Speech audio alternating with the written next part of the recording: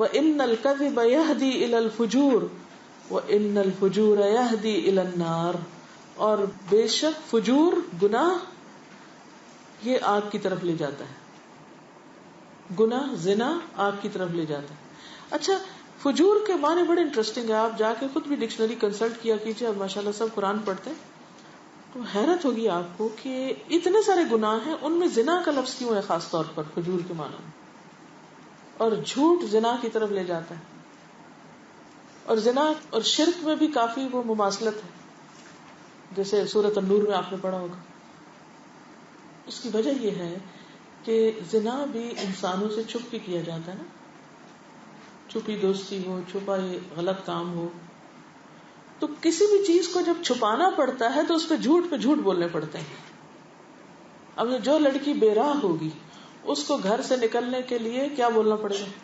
جھوٹ بولنا پڑے گا. یعنی کوئی شخص زنا تک پہنچ نہیں سکتا اگر وہ جھوٹا نہ ہو. لازماً اسے کہیں نہ کہیں جھوٹ بولنا پڑے گا. کہاں جا رہے ہو، کیا کر رہے ہو، کس کا فون آیا، کس سے باتیں کر رہے ہو. اور مثلاً خرابیاں تو چھوٹی چیز سے شروع ہوتی ہے نا. اب وہ چھوٹی سی چیز جب کوئی پکڑے گا کہ اچھا میں یہ کیا کر رہے ہو تم، یہ کیا ہے، تو فوراً چھپا کے کیا کہے گا؟ سچ بولے گا؟ بتا دے گا؟ نہیں، جھوٹ بولے گا. پھر اس سے اگلے درجے پہ اور جھوٹ بولے گا، پھر اور جھوٹ بولے گا. زنا کا راستہ سارا جھوٹ پر مبنی ہے. کوئی سچا ہو تو اس برائی میں پڑ ہی نہیں سکتا. ایک شخص جس نے آ کر آپ کو بہت ساری اپنی خرابیوں کا ذکر کیا، آپ نے اس کو کیا نسخہ بتایا؟ کیا چھوڑ دو؟ بس جھوٹ چھوڑ دو، سب کچھ چھوٹ جائے گا. اس سے پتہ یہ چلتا ہے کہ اگر انسان جھوٹ چھوڑ دے تو باقی گناہ خود بخود گر پڑتے ہیں، یعنی ان کو کوئی سپورٹ ہی نہیں ملتی. تو جھوٹ ایک ایسا پلر ہے کہ جس کے ساتھ اور بہت سی برائیاں چمٹی ہوئی ہیں، خود بخود آ جاتی ہیں. وَإِنَّ الْفُجُورَ يَهْدِي إِلَى النَّارِ، وہ بظاہر دیکھنے میں تو بڑا اٹریکٹیو ہے یہ سب کچھ، لیکن ٹھکانہ پھر آگ ہے. وَإِنَّ الرَّجُلَ لَيَكْذِبُ، اور بے شک آدمی البتہ جھوٹ بولتا رہتا ہے. حَتَّى يُكْتَبَ عِندَ اللَّهِ كَذَّابًا، یہاں تک کہ اللہ کے نزدیک جھوٹا لکھ دیا جاتا ہے، ٹھپا لگ جاتا ہے کہ یہ جھوٹا ہے. اور یہ بتائیے کہ جس کو جھوٹا لکھ دیا جائے پھر اس کا انجام کیا ہوگا، اس کا ٹھکانہ کیا ہوگا، اس کے ایمان کی کیا خیر ہوگی. کیونکہ مومن جھوٹا نہیں ہو سکتا، جھوٹ نہیں بول سکتا. ایک اور حدیث میں آتا ہے کہ نبی صلی اللہ علیہ وسلم نے فرمایا علیکم بالصدق، سچائی کو اپنے اوپر لازم کر لو، پکڑ لو، تھام لو، ہاتھ سے نہ جانے دو. مسند احمد کی ایک روایت میں آتا ہے نبی صلی اللہ علیہ وسلم نے فرمایا لا يجتمع الایمان والکفر فی قلب امرئ ولا يجتمع الصدق والكذب جميعا ولا تجتمع الخیانة والامانة جميعا. آپ نے فرمایا کہ ایک آدمی کے دل میں ایمان اور کفر جمع نہیں ہو سکتے. کفر آئے گا تو ایمان نکل جائے گا، وہ ایک دوسرے کی ضد ہیں، کٹھے رہ ہی نہیں سکتے. جھوٹ اور سچ ایک جگہ کٹھے نہیں رہ سکتے، ان دونوں کی بھی آپس میں لڑائی ہے. سچ آئے گا تو جھوٹ نکل جائے گا، اور خیانت اور امانت ایک جگہ نہیں رہ سکتے، بالکل ہی اپوزٹس ہیں ایک دوسرے کے. آپ نے یہ بھی فرمایا کہ شک والی چیز کو چھوڑ کر بغیر شک کی چیزوں کو اختیار کرو، کیونکہ فی قلوبہم مرض کیا ہے؟ شک. تو شک والی چیزوں کو چھوڑ دو، وہ چیزیں جو دل میں شک پیدا کرے. سچائی میں اطمینان ہے اور جھوٹ میں شک ہے. تو فی قلوبہم مرض کیا ہے؟ دراصل پھر ان کے دلوں میں جھوٹ کی بیماری ہے، شک کی بیماری ہے، نفاق کی بیماری ہے، کیونکہ یہ سب ایک دوسرے سے ملتے جلتے ہیں. اور پھر آخرت میں تو آگ ہے ہی، دنیا میں بھی اس کے بڑے نقصان ہیں. حضرت عائشہ فرماتی ہیں کہ جھوٹ سے بڑھ کر کوئی عادت رسول اللہ صلی اللہ علیہ وسلم کے نزدیک، اور ایک روایت میں آتا ہے کہ صحابہ کے نزدیک جھوٹ سے زیادہ کوئی چیز قابل نفرت نہ تھی. سب سے زیادہ جس چیز سے وہ نفرت کرتے تھے، بغض رکھتے تھے، وہ جھوٹ تھی. اور کوئی شخص آپ کے سامنے جھوٹ بولتا تو آپ کا رویہ اس کے بارے میں بدلا رہتا، حتیٰ کہ معلوم ہو جاتا کہ اس نے توبہ کر لی. یعنی جس شخص کے بارے میں آپ کو پتہ چل جاتا کہ اس نے جھوٹ بولا ہے تو آپ کا اس سے رویہ اور معاملہ ہی بدل جاتا. اور آج لوگ کیا چاہتے ہیں کہ جھوٹ بول کر دوسروں کو خوش کر دیں. تو اس دور میں بھی منافقین جھوٹ بول کر نبی صلی اللہ علیہ وسلم کو خوش کرنا چاہتے تھے. يعتذرون إليكم إذا رجعتم إليهم قل لا تعتذروا قد نبأنا الله من أخباركم وسيرى الله عملكم ورسوله. جب آپ واپس آئیں گے غزوہ تبوک سے تو یہ لوگ آپ کے پاس معذرت کرنے آ جائیں گے, عذر پیش کریں گے, جھوٹے بہانے گڑیں گے. ان سے کہا جو جھوٹے بہانے مت گڑو, لا تعتذروا قد نبأنا اللہ من اخبارکم, اللہ نے ہمیں تمہارے بارے میں سب کچھ بتا دیا. آئندہ کے لیے اللہ کیا دیکھے گا؟ تمہاری باتیں نہیں سنے گا. وَسَيَرَى اللَّهُ عَمَلَكُمْ, اللہ تمہارا عمل دیکھے گا. وَرَسُولُ, اور اس کا رسول بھی تمہارے عمل کو دیکھے گا. تب تم پہ اعتبار ہوگا, تب پتہ چلے گا کہ تم نے توبہ کر لی اور جھوٹ اور منافقت سے باہر آ گئے. اب آپ دیکھیے کہ آج کل بھی کیا ہوتا ہے. آج کل بھی ہوتا ہی ہے نا کہ جب ہم کوئی کام نہیں کرنا چاہتے, دین کا ہو دنیا کا, تو عام طور پر ہم سچی بات تھوڑی بتاتے ہیں. کیا بتاتے ہیں؟ کوئی بہانہ کر دیتے. اس کا نام بہانہ رکھا ہوا ہے, حالانکہ ہوتا وہ جھوٹ ہے. بات وہ نہیں ہوتی, بات کچھ اور ہوتی ہے, اور ہم کوئی اور کچھ بنا رہے ہوتے ہیں, اور ہمیں خود بھی نہیں پتا ہوتا ہم کیا کر رہے ہیں. وما یشعرون, احساس ہی نہیں ہوتا کہ کیا کر رہے ہیں, اپنی غلطی بھی خود نظر نہیں آتی, اور پھر اپنے آپ کو بڑا اسمارٹ سمجھتے ہیں, وہ بڑے عقل مند ہیں کہ ہم دوسروں کو دھوکہ دے سکتے ہیں, دوسروں کو بے وقوف بنا سکتے ہیں, اور پھر ہنستے ہیں ان پر. ایسے لوگوں پر کون ہنستا ہے پھر؟ اللہ یستہزئ بہم, اللہ ان پہ ہنستا ہے. اور پھر آپ دیکھیے کہ صرف یہدی الی النار ہی نہیں, بلکہ نبی صلی اللہ علیہ وسلم نے معراج پر کیا دیکھا تھا, اور ایک خواب میں کیا دیکھا تھا کہ جھوٹے شخص کا کیا انجام ہو رہا ہے, اس کے باچھیں کاٹی جا رہی ہیں. نبی صلی اللہ علیہ وسلم نے فرمایا, میرے پاس گزشتہ رات خواب میں 2 آدمی آئے. انہوں نے کہا کہ جسے آپ نے دیکھا ہے کہ اس کا جبڑا چیرا جا رہا تھا, وہ بڑا ہی جھوٹا تھا, جو ایک جھوٹی بات کو لیتا اور ساری دنیا میں پھیلا دیتا. آج کل آپ دیکھیں اخبار کیا کر رہے ہیں, میڈیا کیا کر رہا ہے. قیامت تک اس کو یہی سزا ملتی رہے گی کہ اس کا منہ کاٹا جاتا رہے گا, کاٹا جاتا رہے گا قیامت تک. پھر قیامت کے دن جب فیصلہ ہوگا تو پھر اگلی سزا شروع ہوگی. اور مذاق میں بھی جھوٹ بولنے سے منع کیا گیا. لوگ پہلے جھوٹ بول لیتے ہیں, پھر جب کوئی بتائے کہ یہ غلط بات ہے تو وہ کہتے ہیں نہیں, وی ور کڈنگ, صرف ایسا مذاق کر رہے تھے. تو جھوٹے مذاق کی گنجائش نہیں. ٹھیک ہے, آپ کسی کو ہنسانا چاہیں تو سچی بات سے بھی ہنسا سکتے ہیں, سچ بول کے بھی آپ دوسرے کا دل خوش کر سکتے ہیں. تو یہ تو تھا حدیث کا مفہوم. اب میں آپ سے جاننا چاہوں گی کہ اس میں ہم نے عمل کی کون سی باتیں سیکھی ہیں. ہاتھ کھڑا کیجئے اور بتائیے, اور عملی زندگی سے مثالیں دیجیے. آپ بتائیے. سب سے پہلے تو ہمیں نماز میں جو ہم سستی کرتے ہیں, ٹائم ڈیلے جی ہاں, کرتے ہیں, سب سے پہلے تو اپنی نماز میں سستی کی عادت کو دور کرنا ہے. اگر فجر پہ نہیں اٹھتے تو پھر اپنا فیصلہ خود کر لیجئے کہ کون ہے ہم. اور آج کل سردیوں کی راتوں میں, اور مومن کے لیے تو سردی ہو یا گرمی ایک ہی چیز, اس نے تو اللہ کی اطاعت میں اٹھنا ہے. الارم ملتے ہیں آج کل, جی موبائل میں بھی ہیں. دوائی کے لیے الارم لگاتے ہیں, کہیں جانا ہو تو لکھتے ہیں, ایک دوسرے کو یاد کراتے ہیں. بچے کو اسکول جانا تو اٹھاتے ہیں, چاہے رات 2 بجے شادی سے واپس آئے, اٹھاتے ہیں نا, کیونکہ آپ کی کمٹمنٹ ہے. جاب پہ جاتے ہیں, آپ یہ کہہ کہ انہیں فون کروا دیں کہ وہ رات شادی پہ گئے ہوئے تھے, آج نہیں آ سکتے کام پہ, کیا کریں گے؟ نتیجہ پتہ ہے نا کیا ہوگا. 2-4 دفعہ ہفتے میں ایسا کر لیں, پتہ ہے دنیا کے سارے فائدے چلے جائیں گے, کہیں اور پہنچا دیا جائے گا. اٹھتے ہیں, ہر قیمت پہ اٹھتے ہیں. تو یہ ڈر نہیں لگتا کہ مرنے کے بعد کہیں اور پہنچا دیے جائیں گے. جس غلط فہمی اور خوش فہمی میں مبتلا ہے کہ جنت مل جائے گی, کہیں ایسا نہ ہو کہ وہ اس سے کہیں اور دور پھینک دیے جائیں. آخر ہمارے پاس کیا جواز ہے؟ کوئی جواز نہیں. تو پہلی علامت ہے سچ بولنے کی, عمل کی سچائی کی. اور عمل کی کیا بات؟ سب سے پہلے تو ہمیں اپنے دل کو سچا کرنا اور خود سے سچا ہونا. جی ہاں, اپنے دل کا جائزہ لینا ہے کہ جو ہم کہہ رہے ہیں یا ہم کسی کے ساتھ کمٹمنٹ کر رہے ہیں, واقعی وہ دل سے ہے یا صرف زبانی کسی کی نظروں میں اچھا بننے کے لیے. اور دل, زبان, عمل تینوں کو حق کی لڑی میں پرو لینا. ٹھیک ہے, یعنی دل, زبان, جوارح, یعنی ہمارے لمبس جو ہیں سارے ایک دوسرے کے ساتھ کوآرڈینیٹ کرتے ہوں, اور ایک ہی رستے پر، ایک دوسرے کے خلاف نہ ہو. اور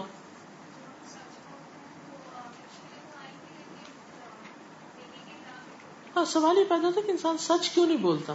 جھوٹ کب بولا جاتا ہے؟ کب بولتے ہیں جھوٹ؟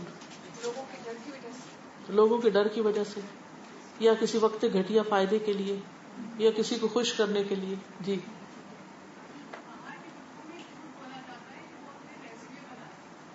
جی ہاں، ریزیومے میں جھوٹ بولتے ہیں. جو آرٹیکل آپ نے نہیں لکھا، کسی اور نے لکھا، وہ آپ اپنے نام لگا لیتے ہیں. اور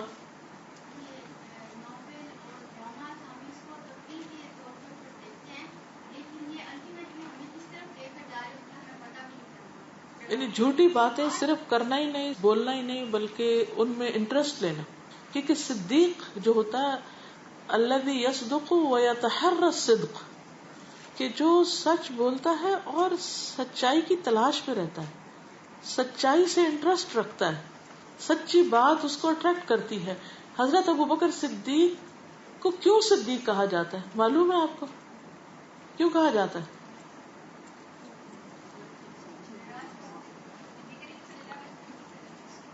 نبی صلی اللہ علیہ وسلم کو نبوت سے پہلے بھی جانتے تھے، ان کی صداقت کا ان کو یقین تھا کہ بالکل سچ بولتے ہیں.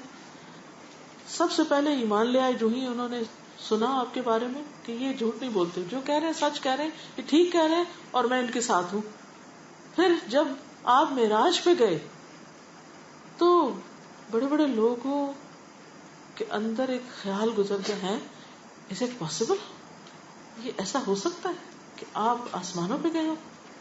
ان کے دل میں شک آ گیا، ہلا مارے گئے اس وقت بھی، اس ٹیسٹ میں بھی بہت سے لوگ. لیکن حضرت ابوبکر صدیق کے لیے کوئی پرابلم ہی نہیں تھی. انہوں نے کہا کہ اس سے بھی زیادہ، وہ کہتے ہیں کہ میرے پاس آسمان سے فرشتہ آتا ہے، اگر میں اس کو سچ مانتے تھے، اگر یہ آسمان پہ چلے گئے تو اس ماننے میں کیا مشکل ہے.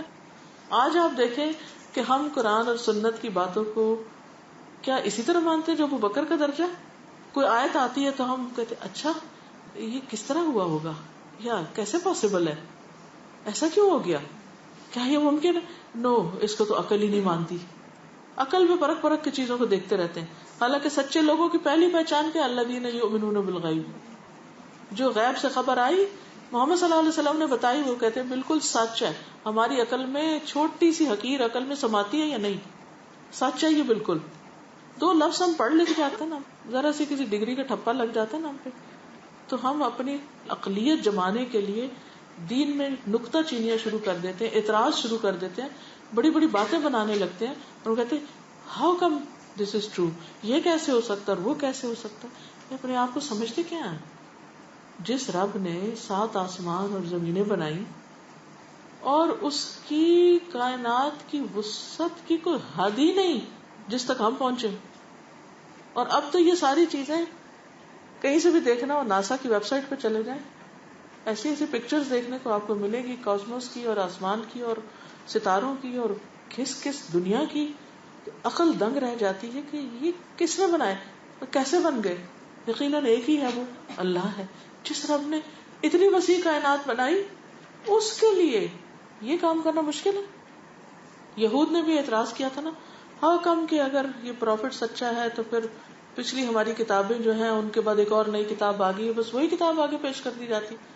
تو اللہ تعالیٰ فرماتے ہیں الم تعلم ان اللہ علی کل شیء قدیر، الم تعلم ان اللہ لہ ملک السماوات والارض، کیا تم نہیں جانتے کہ اللہ ہی کے لیے آسمان و زمین کی بادشاہت ہے اور اللہ ہر چیز پہ قادر ہے؟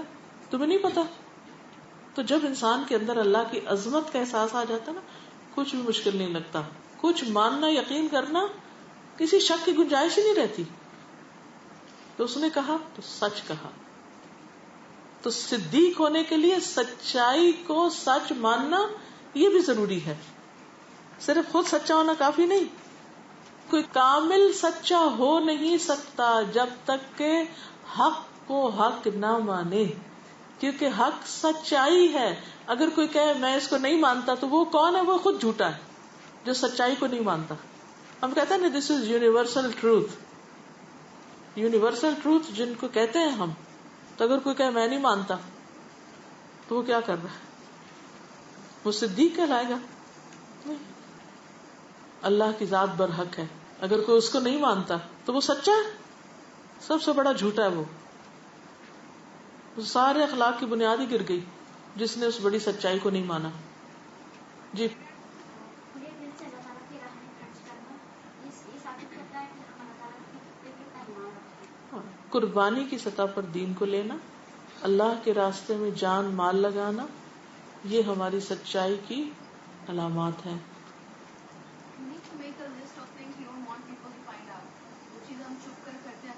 شابش, گڈ.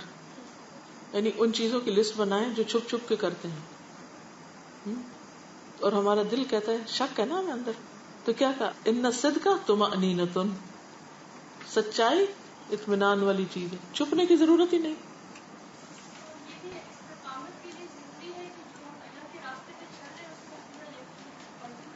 بالکل, استقامت کے لیے ضروری ہے کہ اللہ کے راستے پہ جو چل رہے ہیں ہم اس پر پورا یقین ہو, شک کے بغیر, تکبر نہ آئے, کیونکہ تکبر بھی جھوٹ ہے نا, ہم اپنے آپ کو وہ سمجھ رہے ہیں جو ہے ہی نہیں. معاملات کی درستگی دیکھنا اپنے لوگوں سے, معاملات میں امانت, صداقت, وعدہ پورا کرنا, یہ کس حد تک ہے اس کو بھی دیکھنا. ہاں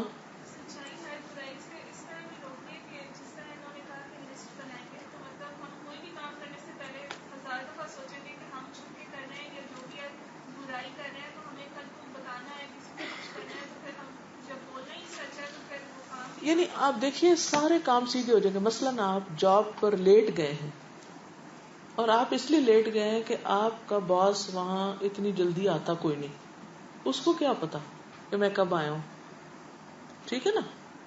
اب آپ لیٹ گئے ہیں اور آپ جو اٹینڈنس لگا رہے ہیں اس کو آپ یعنی 10 منٹ بھی لیٹ ہے تو آپ اس میں لکھ رہے ہیں کہ نہیں میں لیٹ نہیں, تو آپ نے کیا لکھا, جھوٹ لکھا. اب آپ کو چونکہ سچ لکھنا ہے اس لیے آپ کیا کریں گے, ٹائم پر جائیں گے. تو یاد ہی للبر, اصلاح ہو گئی نا آپ کی, سچائی اصلاح بھی ہے نا, اور جھوٹ بگاڑ ہے, اس سے فساد پھیلے گا. اب مثلاً آپ نے اٹینڈنس غلط لگا دی اور دوسرا شخص آپ کی شکایت لگا دے, اب آپ کی طلبی ہو جائے, بلا لیا جائے کہ بھی آپ نے یہاں لکھا ہے 8 o'clock جبکہ آپ آئے ہیں 8:30 پر. تو اب آپ اس جھوٹ کو چھپانے کے لیے کیا کریں گے, سچ بولیں گے کہ ہاں I'm sorry, نہیں, اب کہیں گے یہ جھوٹ بولا ہے. اب کیا ہوا, ایک اور بگاڑ, آپ نے الزام تراشی بھی شروع کر دی, بہتان لگا دیا, یہ اس سے بھی بڑی بات, اور دوسرے شخص کو آپ نے لیٹ ڈاؤن کر دیا. اور کیا کیا خرابیاں نکلتی ہیں. ہاں دکھاوا, شابش, گڈ ایگزامپل. دکھاوا بھی کیا ہے, یعنی آپ وہ ہے نہیں جو آپ دکھا رہے ہیں بن بن کے. اب آپ دیکھیے رشتے طے ہوتے ہیں جب شادیوں کے موقع پر لڑکی یا لڑکے کے بارے میں کچھ چیزیں ایسی بتائی جاتی ہیں جو ان میں ہے ہی نہیں, ان کا کاروبار, ان کی ذات, ان کا مالی بیک گراؤنڈ, ان کے آبا و اجداد کی جابز اور ان کے پیشے, سب جھوٹ کا پلندہ. اب اس کا کیا ہوتا ہے نتیجہ, آپ نے زندگی گزارنی ہے ساتھ, کیا جھوٹ پہ جو عمارت بنے گی وہ کہاں کامیاب ہوگی. چلیے, تو عمل کے لیے 2 بڑی باتیں, اپنے دل کا جائزہ, زبان سے نکلنے والے الفاظ کا جائزہ, یعنی کی ورڈ ہے جائزہ, ہم اپنا انالیسس, سیلف انالیسس کریں, ٹھیک ہے, دل کا اور زبان کا اور عمل کا, خود احتسابی, خود پہ سیلف چیک, اپنے آپ پہ چیک رکھنا, جو دل میں ہے کیا وہی زبان پہ ہے, جو کہہ رہے ہیں کیا کرنے والے ہیں. جیسے ایک صحابیہ کو دیکھا, وہ اپنے بچے کو بلا رہی تھی کہ ذرا میں تمہیں کچھ دوں, تو آپ نے پوچھا کچھ دو گی, نہیں جی جھوٹ لکھا جائے گا, یہ بچوں سے بھی نہیں بول سکتے جھوٹ. سیلف انالیسس, اپنے دل, زبان اور عمل کا احتساب, کہاں کہاں تضاد ہے, کنٹراڈکشن ہے, حقیقت کے خلاف زندگی بسر کر رہے ہیں. اپنے ساتھ سچے ہونا, اللہ کے ساتھ سچے ہونا, اور بندوں کے ساتھ سچے ہونا, ٹھیک ہے. سیلف انالیسس, خود احتسابی, سیلف چیک کے بعد کرنے کے کام, اپنے ساتھ سچائی, اپنے رب کے ساتھ سچائی, اور رب کے بندوں کے ساتھ سچائی. نمبر 2، بندوں کی خوشی سے زیادہ اللہ کی خوشی کو مقدم رکھنا، کیونکہ ہم بندوں کے ڈر سے جھوٹ بولتے ہیں. جب اللہ کی رضا کے لیے کچھ کریں گے تو ہمیں باتیں پہ یقین ہونا چاہیے. یصلح لکم اعمالکم، وقتی طور پہ اگر کوئی ناراض ہو بھی گیا تو اللہ تعالیٰ اس کی اصلاح کر دے گا، حالات درست کر دے گا، خیر ہوگی اس میں بھی، کیونکہ ٹیسٹ تو آئے گا. قربانی کی سطح پہ جینا. تو دوسری اہم بات کیا ہے؟ عمل میں سچائی. یعنی عمل میں سچائی کیا ہے؟ ذاتی عبادات، بندوں کے ساتھ معاملات، اور دین کے کام میں سچائی. ذاتی معاملات میں کیا ہوگی مثال اس کی؟ ذاتی معاملات اپنی جو عبادات وغیرہ ہیں، مثلا ہم نماز پڑھ رہے ہیں تو اس وقت اگر ہم خشوع کی کوشش کر رہے ہیں، ترجمے پہ غور کر رہے ہیں، یا اپنے اندر سوچ رہے ہیں کہ کیا کہہ رہے ہیں، یہ جو منہ سے بول رہے ہیں یہی سوچ رہے ہیں. نہیں، کتنی کنٹراڈکشن ہوتی ہے ہماری نماز کے اندر بھی. ہم منہ سے کہہ رہے ہوتے ہیں اہدنا الصراط المستقیم، اور دماغ میں کیا سوچ رہے ہوتے ہیں؟ جو مانگ رہے ہوتے ہیں واقعی وہی مانگ رہے ہوتے ہیں. Do we mean it? بعض اوقات کسی کو سنانے کے لیے بچوں کو نصیحت شروع کر دیتے ہیں. We don't mean it. ہم ویسے نہیں کرتے، دکھاوے کے لیے کر رہے ہیں. یہ بھی جھوٹی کی قسم. معاملات اور رویے میں تو 2 چیزیں، نمبر 1 جائزہ، اور نمبر 2 عملی سچ. ذاتی معاملات ہو اس میں بھی، لوگوں کے ساتھ معاملات ہو اس میں بھی، اور دین کے کام میں. چلیے دین کے کام میں کیا سچائی؟ جب ہم یہ کہتے ہیں ہم یہ کام صرف اللہ کے لیے کر رہے ہیں، اللہ کے لیے آتے ہیں یہاں، اللہ کے لیے سب کچھ کر رہے ہیں، پھر وائی کہ ہم کسی کی پریز چاہتے ہیں؟ ان چیزوں سے بے نیاز ہو جائیں کہ کوئی ہمیں تعریف کرے، کوئی ہمارا شکریہ ادا کرے. ٹھیک ہے، وہ ان کا اخلاق ہے کہ وہ کرے، لیکن ہمارے دل میں یہ طلب نہیں ہونی چاہیے اس ریوارڈ کی. لا نريد منکم جزاء ولا شکورا. ایک حدیث اور پڑھ لیتے ہیں. حدیث نمبر 56. عن ابی ہریرہ عن النبی صلی اللہ علیہ وسلم قال کفى بالمرء كذبا ان يحدث بكل ما سمع. رواه مسلم في مقدمة صحيحه. عن ابي هريرة عن النبي صلى الله عليه وسلم قال كفى بالمرء كذبا ان يحدث بكل ما سمع. رواں ترجمہ ہے، سیدنا ابو ہریرہ رضی اللہ عنہ سے روایت ہے کہ رسول اللہ صلی اللہ علیہ وسلم نے فرمایا، آدمی کے جھوٹا ہونے کے لیے اتنا ہی کافی ہے کہ وہ ہر سنی سنائی بات کو آگے بیان کر دے. لفظی ترجمہ، عن ابی ہریرہ، ابو ہریرہ سے روایت ہے، عن النبی صلی اللہ علیہ وسلم، نبی صلی اللہ علیہ وسلم سے روایت کرتے ہیں، قال، آپ نے فرمایا، کفا، کافی ہے، بالمرء، آدمی کے لیے، کذبا، جھوٹا ہونے کے لیے، ان کے، یحدث، وہ بیان کر دے، بکل، ساتھ ہر یا ہر چیز کو، ما، جو، سمع، اس نے سنی، یعنی ہر سنی سنائی بات کو آگے بیان کر دے بغیر تحقیق کے. یہ کسی شخص کے جھوٹا ہونے کی علامت ہے. اب پیچھے ہم نے پڑھا نا کہ سچا ہونا اور جھوٹا نہیں ہونا، تو اب اس کی قسمیں کیا ہیں، یعنی انسان جھوٹ میں کیسے ملوث ہو جاتا ہے، یہ دراصل اس کی وضاحت ہے. تو جھوٹ کی ایک قسم یہ ہے کہ انسان کوئی بات سنتا ہے اور اس پہ غور نہیں کرتا، اس کی تحقیق نہیں کرتا، فوراً آگے اس کو بتا دیتا ہے، کسی اور کو بھی آگے سنا دیتا ہے، حالانکہ اس کا حقیقت سے کوئی تعلق نہیں ہوتا. عام طور پر لوگ تحقیقی مزاج نہیں رکھتے، یعنی اس چیز پر غور نہیں کرتے جو وہ دیکھتے ہیں. ضروری نہیں کہ جو چیز ہمیں سامنے نظر آ رہی ہے، ہماری آنکھیں دیکھ رہی ہیں، وہ بھی حقیقت میں وہی ہو جو ہم سمجھ رہے ہیں دیکھ کر. ہر ایک کا پرسپیکٹو ہوتا ہے نا. مثلا آپ نے بچپن میں یہ کھیل کھیلا ہوگا کہ کوئی بادل کا ٹکڑا جا رہا ہوتا ہے تو ایک پوچھتا ہے، اچھا تمہیں بادل میں کیا نظر آ رہا ہے، تو ایک دیکھنے والا کیا بتاتا ہے کہ وہ مجھے ایک پری نظر آ رہی, کوئی کہتا ہے وہ مجھے گڑیا نظر آ رہی, کوئی کہتا ہے مجھے تو ایک پتا نظر آ رہا ہے, تو چوتھا کوئی. کیا دو لوگوں کی بھی کوئی ایک بات اکٹھی ہوتی؟ اب کون سچا اور کون نہیں؟ ہر کوئی کیا بتا رہا ہے, کیا توجیہ پیش کر رہا ہے, کس طرح اس کو انٹرپریٹ کر رہا ہے, اپنی اپنی سوچ کے مطابق, اپنے اپنے خیال امیجنیشن کے مطابق. تو ضروری نہیں کہ جو ہم دیکھیں وہ چیز ویسی ہو اور وہی ہو. تو اپنی آنکھوں پر بھی بعض اوقات یقین نہ کریں, چاہے آپ کی آنکھوں نے کوئی چیز دیکھ لی ہو. آپ بعض اوقات اتنے دھڑلے سے کہتے ہیں کہ نہیں میں نے خود دیکھا یہ کرتے ہوئے, میں کیسے مانوں؟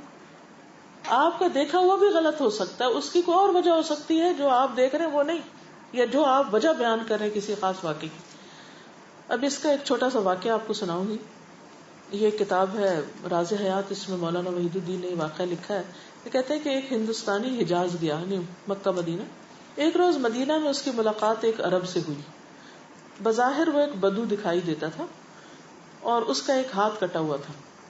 اب اگر کوئی شخص آپ کو ایسا دکھے جس کا ہاتھ وہاں کٹا ہوا ہو سعودی عرب میں, تو آپ پہلی بات کیا سوچیں گے؟ چور ہے نا. اور اگر آپ اس سے پوچھیں نہیں کہ یہ ہاتھ کیوں کٹا ہے, تو گھر آ کے آپ جو قصے سناتے ہیں اس میں کہیں گے میں نے وہاں ایک چور کا ہاتھ کٹا ہوا دیکھا. وہاں چونکہ چور کے ہاتھ کاٹ دیے جاتے ہیں تو ہندوستانی نے خیال کیا کہ یہ کوئی چور ہے, اس نے چوری کی تھی جس کی وجہ سے اس کا ہاتھ کاٹ دیا گیا. تو اولاً اس شخص کو اس سے ملنے میں کراہت محسوس ہوئی کہ میں چور سے ملوں. ہوتا نا جب ہم کسی کے اوپر کوئی ایپ دیکھ لیتے ہیں ایسا, تو ہم پہلے سے زیوم کر لیتے ہیں کہ یہ وجہ ہوگی اور خود ہی پھر پیچھے بھی ہٹ جاتے ہیں. پھر جبر کر کے اس کی طرف بڑھا اور اپنے عرب بھائی سے مسافہ اور معانقہ کیا, گلے لگایا. گفتگو چلی تو اس نے بتایا کہ وہ مدینہ کے قریب ایک بستی یتما کا رہنے والا ہے. اس کے پاس کافی زمینیں ہیں جہاں 23 مکائن یعنی ٹیوب ویل لگے ہوئے ہیں. اس کے کھیتوں کی پیداوار بہت بڑی مقدار میں روزانہ مدینہ کے بازار میں آتی. بہت امیر شخص ہے, یعنی جس کے صرف 23 ٹیوب ویل ہوں پانی نکالنے والے, تو اس سے جو پانی نکلتا ہوگا وہ کتنی بڑی مقدار میں زمینوں کو سیراب کرتا ہوگا, اسے کیا کیا نہیں اگتا ہوگا, اور مدینہ کے بازاروں میں روز آتا ہے, تو اس کو چوری کی تو ضرورت نہیں ہوگی. پھر اس کے ہاتھ کٹنے کا ذکر ہوا کیونکہ تجسس ہوتا ہے کہ کیا ہو.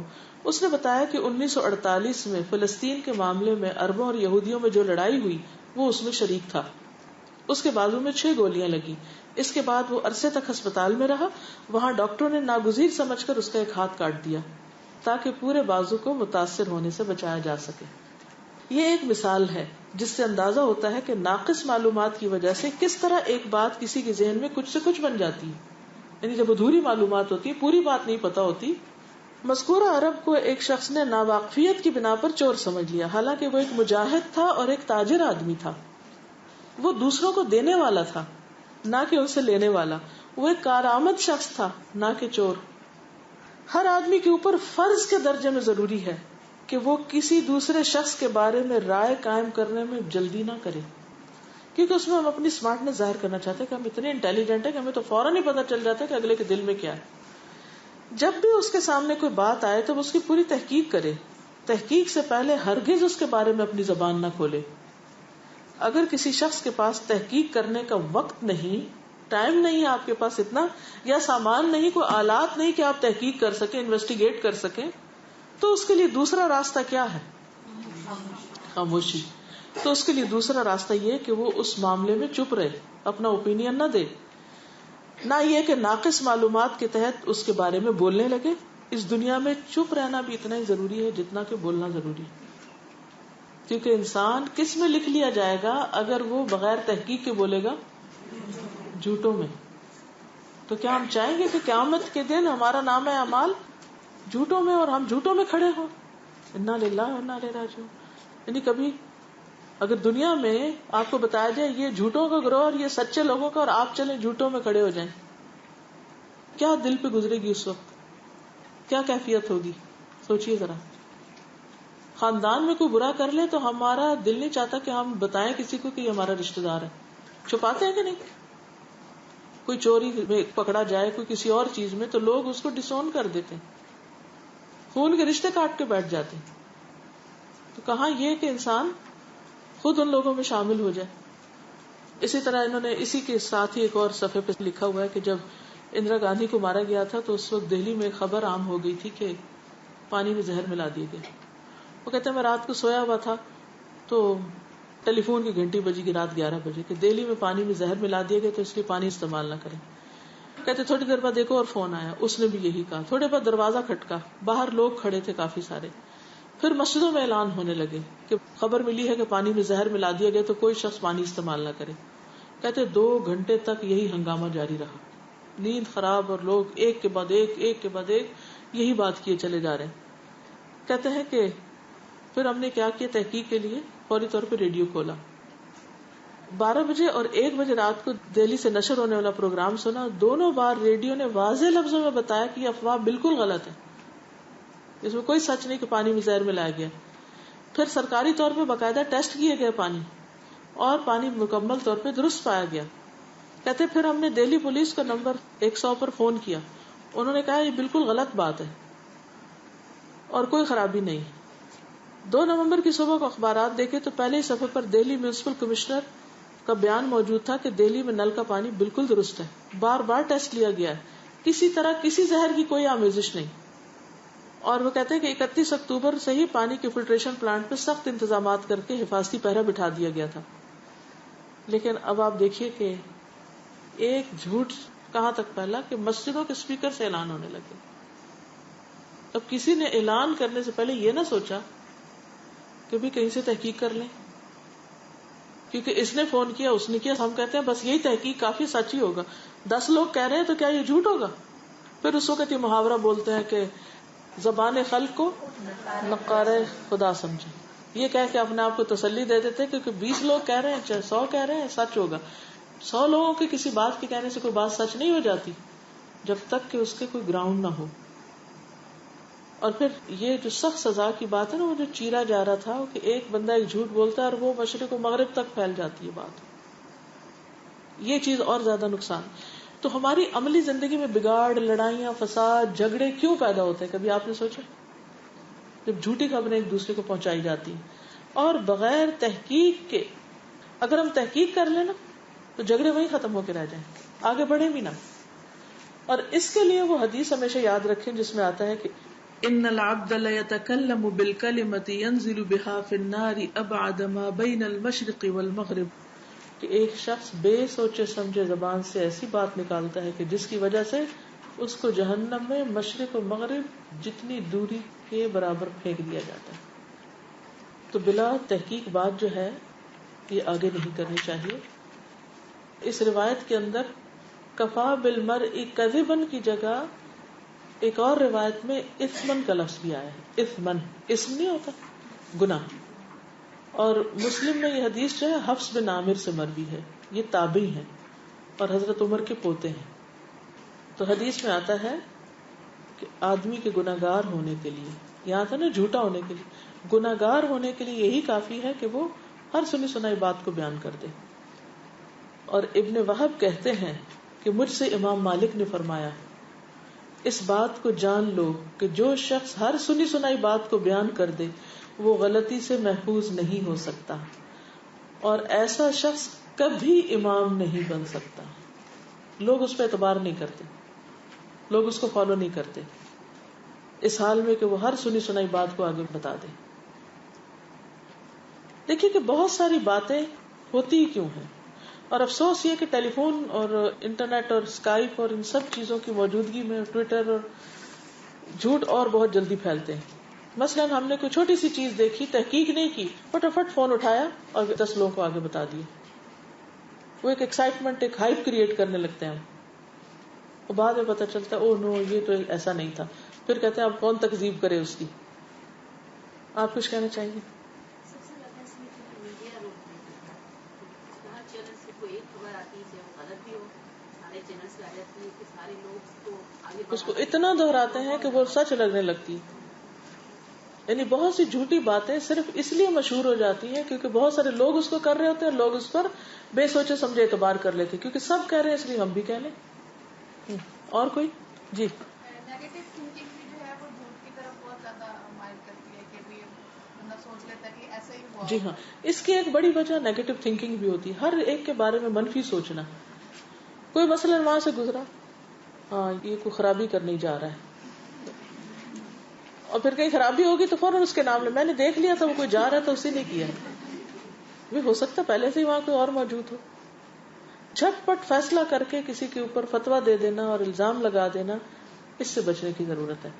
جی اسکولس میں ایولیوشن کے بارے میں پڑھایا جاتا ہے اور ہزاروں PhDs کہتے ہیں کہ ایولیوشن کی کوئی بیسس نہیں ہے، وہ جھوٹ ہے.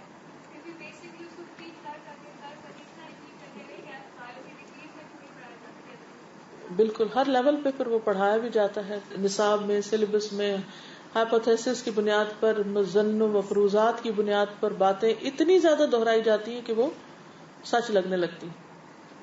بچوں کے معاملے میں بھی کبھی کبھی ایسا ہو جاتا ہے کہ ہم اتنا اسپریڈ کر دیتے ہیں، کچھ کیا نہ ہو اگر بچہ، کیونکہ ہماری نیگیٹو تھنکنگ ہے اس بچے کے اوپر، تو ہم کہہ دیتے کہ اس نے کیا ہوگا. جی ہاں بالکل، یعنی کہ بعض بچے مثلا کسی خاص چیز میں بہت شرارت کرتے ہیں تو کوئی نقصان ہو جائے تو فوراً ہم کہتے ہیں اسی نے کیا ہوگا. بھی اگر ہمارے دل میں وسوسہ آ ہی گیا ہے تو پہلے تحقیق کر کے پھر بولیں. اچھا اس کا نقصان کیا ہوتا ہے جب ہم ایک بچے کو بے وجہ بلیم کرنا شروع کر دیتے ہیں، اس پہ اسٹگما لگ جاتا ہے کہ یہی کرتا ہے، پھر کیا ہوتا ہے وہ نہ بھی ہو تو پھر وہ ویسا ہی بن جاتا ہے. تو اس کے بگاڑ میں ہم حصہ لیتے ہیں. جی آپ. ہاں میڈس پر الزام لگا دیتے، کوئی چوری ہوئی نہیں، چیز آگے سے پیچھے نہیں، اسی نے لی ہوگی، یہ چھپائی ہوگی، کہیں کسی اور کو دے دی ہوگی. چاہے آپ کے بچے نے گلاس توڑا ہو تو آپ کو نہیں، اس نے توڑا ہوگا. عموماً ہم جو کمزور ہوتے ہیں ان پہ نزلہ زیادہ گراتے ہیں کیونکہ انہوں نے کچھ کہنا نہیں ہوتا آگے سے. جی ہاں، صرف فیس ویلیو کے اوپر بہت سی چیزیں کرتے ہیں جو کہ درست نہیں. مثلا کسی کو ذرا سا اچھا کام کرتے ہیں تو جنتی ہے، کسی کو ذرا سا کام غلط کرتے دیکھتے تو جہنمی ہے. ذرا سی کوئی چیز ہمارے دین کی سمجھ کے خلاف ہوگی تو یہ گمراہ ہے. اور تحقیق کے سلسلے میں جب کوئی بات کر رہا ہے تو تحقیق کرنی ہے تو انہیں سے ڈائریکٹ پوچھیں. ہم تھرڈ پرسن شابش، گڈ، تو اور بات بڑھ جاتی ہے. بالکل. یعنی جب تحقیق کر رہے ہیں تو اس کا طریقہ بھی یہ ہے کہ جس سے متعلق بات ہو اس کو پوچھیں، بھائی یہ کیا قصہ ہے، میں نے یہ سنا ہے. اس سے کبھی نہیں پوچھیں گے، یا اس کے دشمنوں سے پوچھیں گے وہ اور آپ کی ہاں میں ہاں ملائے گا. سب سے زیادہ ہسبینڈ اینڈ وائف کی ریلیشن شپس میں یہ چیز نقصان دہ ثابت ہوتی ہے کیونکہ اس میں ایک دوسرے سے کمیونیکیشن نہیں ہوتی تو آپ کسی تیسرے کے تھرو بات آگے پہنچاتے ہیں. بالکل، ہسبینڈ وائف کی ریلیشن شپ میں خرابی بھی یہیں سے آتی. مثلا بعض اوقات مدر جو ہوتی ہے وہ بیوی کے خلاف بہکاری ہوتی ہے، بعض اوقات بیوی ماں کے خلاف جھوٹی بات شوہر کو بتا رہی ہوتی یا آؤٹ آف کانٹیکسٹ. اب دیکھیے کہ بہت سی چیزیں ہوتی ہیں لیکن ان کو جب آؤٹ آف کانٹیکسٹ بیان کیا جاتا ہے تو اس سے بہت فساد ہو جاتا ہے. تو ان چیزوں سے بچنے کی ضرورت ہے. ایک سوال پوچھنا، سوال پوچھیے، بالکل پوچھیے. یہ جو پہلی حدیث آپ نے بتائی کہ اس میں کہا تھا کہ ایک شخص جھوٹ بولتا ہے یہاں تک اس کو جھوٹا لکھ لیا جاتا ہے. لکھ لیا جانے سے مراد ہے کہ گمراہی اس کو مقرر کر دی جاتی ہے. یعنی قیامت کے دن جو مختلف لوگ مختلف حال میں اٹھیں گے ان کو جو ٹیگ ملیں گے، یا وہ جیسے وہ نا جنت کے مختلف دروازے ہیں تو اس میں سے کسی سے روزے دار داخل ہو رہے ہوں گے، کسی تو اسی طرح صدیق ایک ٹائٹل ہے جیسے ابو بکر کو ملا. اسی طرح مسلمہ کذاب، ٹھیک ہے، اس کو لکھ دیا گیا، یعنی تاریخ میں اس کا نام جھوٹا لکھ دیا گیا. ہم جیسے عام لوگ جو چھوٹے موٹے اس طرح کے کام کرتے رہتے ہیں وہ اگر کہیں لکھے نہ بھی جائیں تو بھی اللہ کے ہاں ان کا نام جو ہے لوگوں کی کیٹیگریز ہے نا، گروپس میں، تو وہ جھوٹے لوگوں میں شامل کر دیے جاتے ہیں. اس کو ایک اور طرح بھی سمجھیے کہ ایک شخص کے اندر بہت سی خرابیاں ہیں لیکن ایک خرابی بہت نمایاں ہے تو وہ پھر اس گروپ کا حصہ بن جاتا ہے، اس کی پہچان وہ ہو جاتی، ٹھیک ہے نا. جیسے کوئی چور ہے یا اس طرح کے ہم مزاج یا ایک کیریکٹر یا ایک طرح کے لوگ بھی پھر اکٹھے ہو جاتے ہیں اور وہ ان کے اندر اٹھائے جائیں. جیسے نماز نہ پڑھنے والا کس کے اندر اٹھایا جائے گا؟ فرعون، شداد اور قارون کے قیامت کے دن. وہ کیوں؟ ایک کے اندر تکبر تھا، اگر کسی نے تکبر کی وجہ سے نہیں نماز پڑھی تو اس کی وجہ سے. پھر قارون کے اندر مال کی محبت تھی، شداد میں شاید جاہ کی محبت تھی. تو جو جس چیز کی محبت کی وجہ سے کوئی غلط کام کرتا ہے تو پھر وہ قیامت کے دن انہی کے ساتھ اٹھایا جائے گا. برے شعراء کا جھنڈا کس کے ہاتھ میں ہوگا؟ امر القیس کے ہاتھ میں. تو سب لوگ اپنے اپنے امام کے ساتھ آئیں گے، اپنے لیڈر کے ساتھ یا اپنے خاص گروپ کے اندر ہوں گے. زمرہ، سورۃ الزمر پڑھی ہے نا؟ کیا آتا ہے اس میں؟ وسیق الذین اتقوا ربهم الی الجنۃ زمرا، گروہ در گروہ. یہ فلاں کا گروہ جا رہی، فلاں کا، جیسے فتح مکہ کا منظر آپ سامنے رکھیں، یہ فلاں قبیلہ جا رہی، فلاں کا جھنڈا، یہ فلاں کا. ایسے ہی جنت میں بھی لوگ گروہوں کی شکل میں جا رہے ہوں گے، جو جس لیول کے، جس درجے کے، جس کیٹیگری کے، ہم مشرب، ہم مذاق، ہم خیال لوگ جو ہیں وہ اس طرح کے ساتھ چلے جائیں گے. اور دنیا میں بھی یہی ہوتا ہے کہ جس کے اندر جس طرح کی خوبی یا خرابی ہوتی ہے نا، وہ اسی طرح کے گروہ بن جاتے ہیں، تو ادھر ٹھپا لگ جاتا ہے اس پہ. دو باتوں کے ساتھ تو ایک تو ایک قسم کی غیبت اور چغلی بھی ہو جاتی ہے، دوسری بات بتا تھا کہ ہمارے دل میں کسی پہ خیر کا نہیں ہے، اس لیے ہم اس کی برائی کو بات پھیلا رہے ہیں. جی ہاں، جب دل میں بدگمانی ہوتی ہے نا، بدگمانی سب سے جھوٹی بات ہے. وہ جو دل کا جھوٹ ہے نا، اس میں بدگمانی بھی آتی ہے. اجتنبوا کثیرا من الظن ان بعض الظن اثم، بہت سے گمان گناہ ہیں. اللہ تعالیٰ ہمیں اس سے بچنے کی توفیق عطا فرمائے. کچھ کام آپ نے گھر میں کرنے، لکھ لیجئے.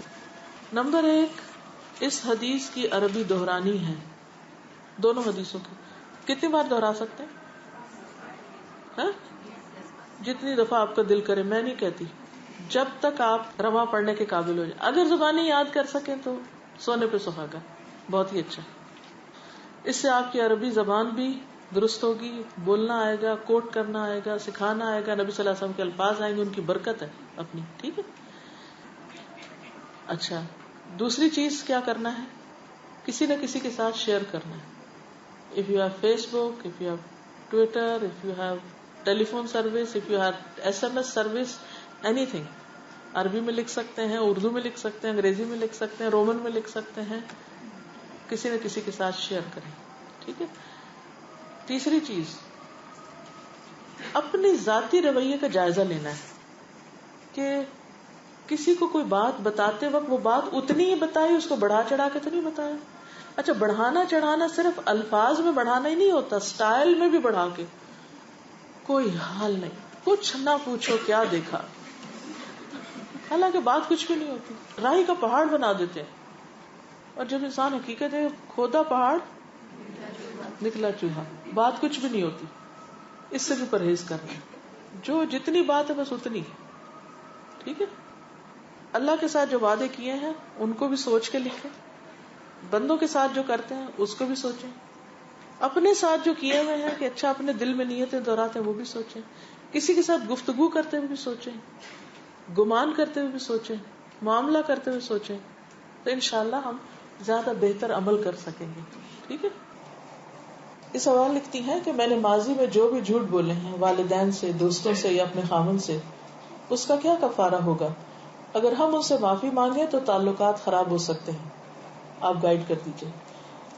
اس کا جواب یہ ہے کہ جھوٹ بولنے کی صورت میں جس سے جھوٹ بولا ہے اس سے معافی مانگنے کی ضرورت نہیں ہے، اللہ سے معافی مانگنے کی ضرورت ہے. یہاں پر اللہ سبحانہ و تعالیٰ سے معافی مانگنے کے طریقے کیا ہیں آپ بتائیے. آپ نے پڑھا ہوا توبہ کا طریقہ. توبہ کے طریقے میں پہلا کام ندامت، جو کیا ہے اس پر ندامت، شرمندگی، جسٹیفیکیشن نہیں میری بڑی مجبوری تھی، میں پھر کیا کرتی، نہیں. ندامت، شرمساری، حقیقی معنوں میں شرمساری. نمبر 2، اس گناہ کو نہ کرنے کا عہد اور نیت بھی. نمبر 3، استغفار، اور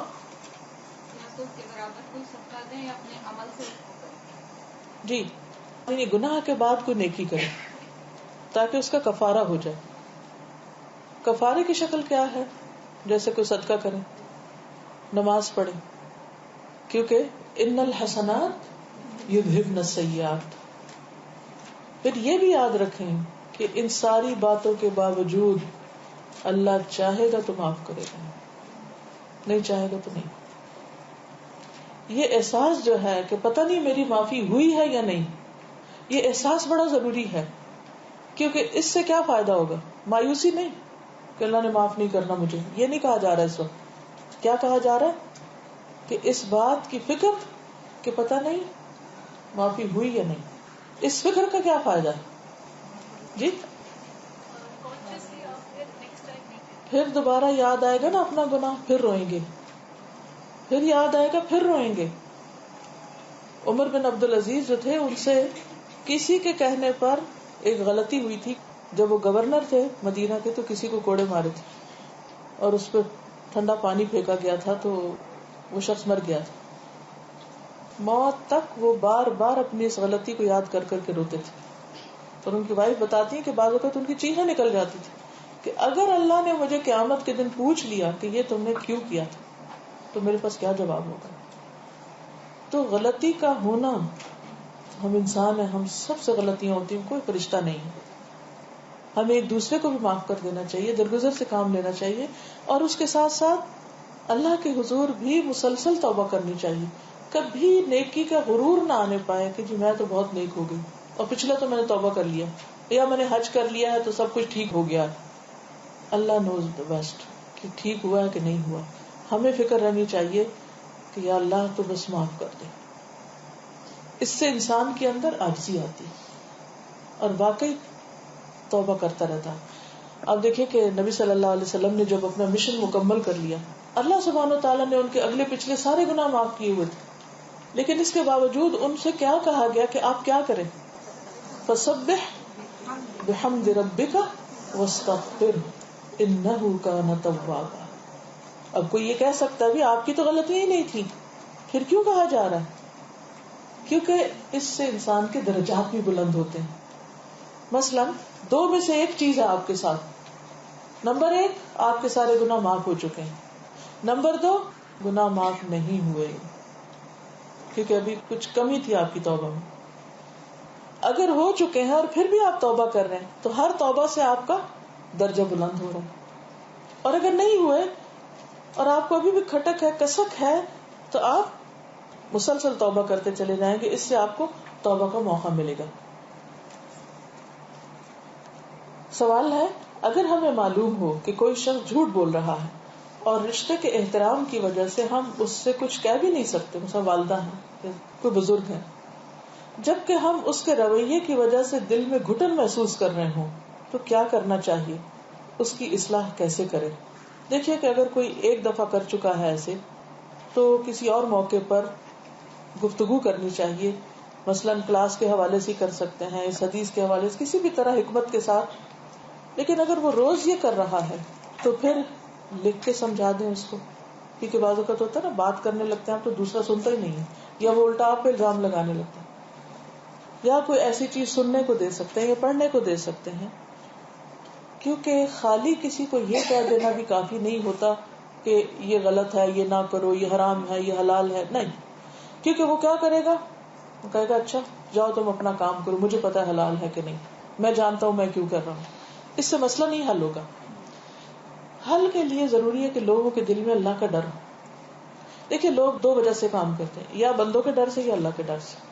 کچھ لوگ بندوں کے ڈر سے تو کرتے ہیں، اللہ کے ڈر سے نہیں کرتے. اور کچھ لوگ اللہ کے ڈر سے کرتے ہیں، لہٰذا وہ بندوں کے سامنے اور پیچھے اور ہر جگہ پہ ٹھیک ہی کرتے ہیں. تو یہ ڈر کیا ہے؟ یہ تقویٰ ہے. اور اس تقویٰ میں صرف ڈر نہیں، اللہ کے ڈر میں بھی وہ ایک بیلنس آ جاتا ہے کہ محبت بھی ساتھ ضروری ہے، خالی ڈر بھی نہیں، ساتھ محبت. کوئی کام یا تو کسی کی محبت کی وجہ سے کیا جاتا ہے یا اس سے ڈرنے کی وجہ سے کیا جاتا ہے. محبت میں کم کام ہوتے ہیں اور ڈر سے زیادہ ہوتے ہیں. تو اس لیے کوشش یہ کریں کہ جو شخص غلطی کر رہا ہے اس کے لیے کوئی ایسا انتظام کرے کہ اس کے دل میں خدا کی محبت آئے، خدا کا ڈر آئے، تاکہ وہ آپ کی خاطر نہیں، اللہ کی خاطر غلط کام چھوڑ دے، چاہے جھوٹ ہے یا کچھ اور ہے. ایک اور چیز جو وقتی طور پہ آپ کر سکتے ہیں کہ جب آپ کو پتا ہے کہ ایک شخص جھوٹ بول رہا ہے تو اس کے جھوٹ میں انٹرسٹ نہ لیں، اچھی طرح رسپانس نہ دیں اس کو، یعنی زبان سے کچھ نہ کہیں، لیکن آپ رویے سے ظاہر کر سکتے ہیں کہ یہ جو آپ کہہ رہے ہیں کوئی بہت اچھی بات نہیں. بعض لوگوں کی عادت ہوتی ہے ہر وقت مذاق میں جھوٹ بولنا. آپ دیکھیں گے کہ ان کا وتیرہ یہی ہوتا ہے، اٹھتے بیٹھتے وہ جھوٹے مذاق کر رہے ہوتے ہیں. اب آپ کا دل گھٹ رہا ہوتا ہے کہ یہ کیا ہو رہا ہے، کہاں اس کی اجازت ہے ہی نہیں. تو اس صورت میں آپ ان کا ساتھ نہ دیں، کیونکہ مزید ان کو شے ملتی ہے جب آپ وہ ہنسانے کے لیے جھوٹ بولتے ہیں اور آپ ہنس رہے ہیں تو گویا آپ اپروو کر رہے ہیں کہ ہاں اور جھوٹ بولیے. تو آپ ان کے مددگار نہ بنیے. جھوٹ پر، ظلم پر، زیادتی پر کسی کے ساتھ تعاون نہ کیجیے. ہاں اس کا یہ مطلب نہیں کہ سارا دن منہ ڈاک کر کے رہیے. جتنی دیر انہوں نے غلط کیا اتنی دیر آپ کوئی رسپانس نہیں. ہاں اس کے بعد اگر وہ کسی اور چیز میں مشغول ہو گئے، کوئی اچھا کام کر رہے ہیں تو دوڑ کے تعاون بھی کیجیے. ہم لوگ بیلنس نہیں رکھتے. ہم اگر کسی شخص کی ایک بات سے اس کو پن پوائنٹ کرتے تو پھر سارا دن اسی کو لے کے ساری زندگی لے کے بیٹھ جاتے ہیں. جنرلائز کر دیتے کیونکہ وہ فلانا اس نے ایک یہ کیا تھا اس لیے میں تو اب آئندہ کبھی اس پہ اعتماد نہیں کر سکتی. نہیں، وہ انسان ہے، غلطی ہوئی، معاف کیا، درگزر کیا. اب باقی جو اس کی اچھی چیزیں ہیں ان کو اپریشیٹ بھی کیجیے. سوال ہے، میں نیکیوں میں بڑھنے کی دعا کرتی رہتی مگر جب عمل کا وقت آتا ہے تو فوراً نہیں کر پاتی. اس کی وجہ میری ایمان کی کمزوری ہے یا میری کم فہمی؟ دیکھیے اصل بات ایمان کی کمزوری ہی ہے. جتنا ایمان مضبوط ہوتا ہے اتنا انسان عمل میں تیز ہوتا ہے، اور جتنا عمل اچھا کرتا ہے اتنا ایمان مضبوط ہوتا ہے. تو یہ ایک سرکل ہے، یہ دونوں ایک دوسرے کو مضبوط کرتے ہیں. جیسے ایک ہاتھ، یہ بھی طاقت ہے اور یہ دوسرا، یہ ایمان اور یہ عمل. یہ جب دونوں باہم ملتے ہیں تو پھر ایک دوسرے کو اسٹرینتھ دیتے ہیں. ٹھیک ہے، تو خالی آپ ایمان بڑھانے کی باتیں کرتے رہیں اور کوئی عمل نہ کریں تو وہ فوراً نیچے آ گرے گا.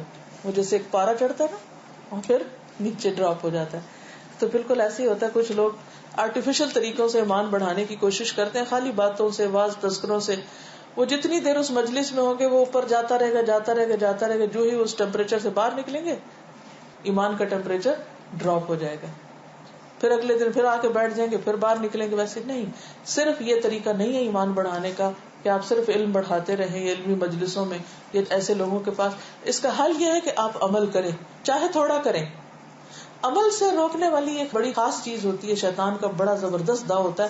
اچھا ابھی نہیں، ٹھہر کے اور ذرا زیادہ اچھے طریقے سے، بس موقع دیا، ٹھہر کے تو پھر یاد کس کو رہا، پھر ہم بھول جاتے ہیں. اس لیے جو کرنا ہے چاہے مشکل ہے کریے اس کو.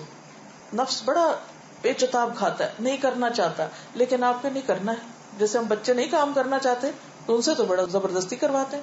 نہیں تمہارا ہوم ورک ہے، تم سو نہیں سکتے، کھا نہیں سکتے، جا نہیں سکتے، جب تک یہ نہ کرو تو اپنے بچے کو بھی ایسے ہی سنبھالیں. ہمارے اندر بھی ایک بچہ ہوتا ہے. اللہ تعالی ہم سب کو عمل کرنے والا بنائے. وآخر دعوانا ان الحمد للہ رب العالمین. سبحانک اللہم وبحمدک، نشہد ان لا الہ الا انت، نستغفرک ونتوب الیک. السلام علیکم ورحمۃ اللہ وبرکاتہ.